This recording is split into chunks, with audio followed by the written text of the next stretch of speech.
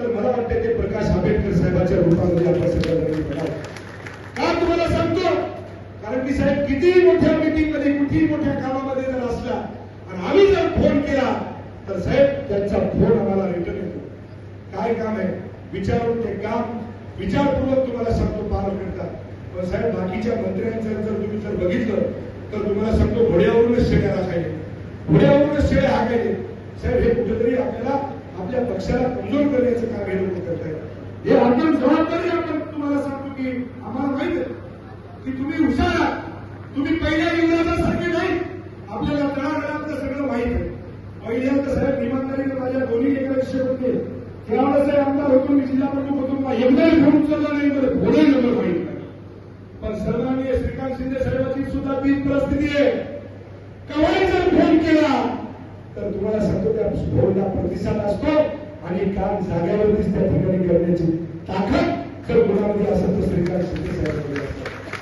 तर बाकीच्या मंत्र्याला जर आम्ही फोन केला तर साहेब आमचा फोनही जात नाही आणि रिटर्न तिकडून फोनही येत नाही. म्हणून साहेब म्हणाल जास्त जर बोललं तर तुम्हाला माहिती आहे पुन्हा रंधनाचा राक्षस होतो साहेब.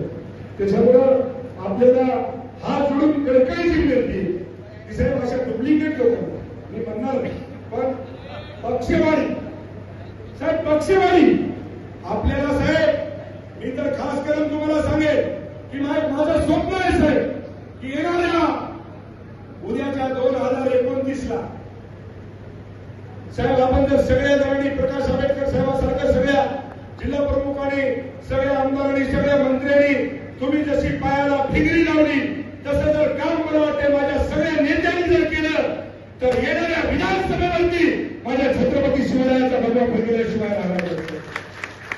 पण साहेब काहीच नाही, नुसतं लोकांमध्ये जायचं आणि असं करायचं साहेब होत नाही. साहेब खरे झालेले आहे याला बाजूला मी म्हणणार पण यांना चांगली जबाबदारी घ्या.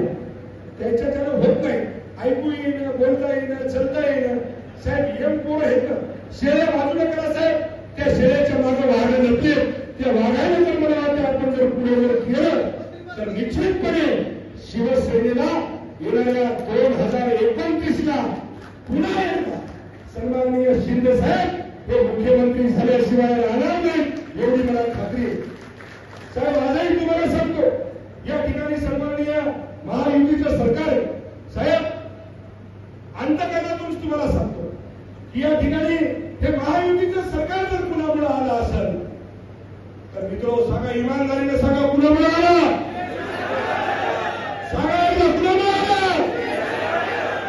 साहेब चेहरा शिंदे साहेबांचा साहेब लोक शिंदे साहेबांवरती प्रेम करत होते साहेब. लाडकी बहीण अक्षरशः ढसढस लढत होती की आम्हाला आतापर्यंत एक कुणीही रक्षाबंधनला काही वेळ दिवाळीला तुम्हाला सांगतो आमच्या बहिणी बिना साड्याच्या राहिल्या, पण शिंदे साहेबांच्या आशीर्वादामुळे माझ्या लाडक्या बहिणीची रक्षाबंधन आणि दिवाळी सुद्धा चांगली झाली आणि या ठिकाणी या महाराष्ट्रावरती महायुतीचं सरकार बसलं.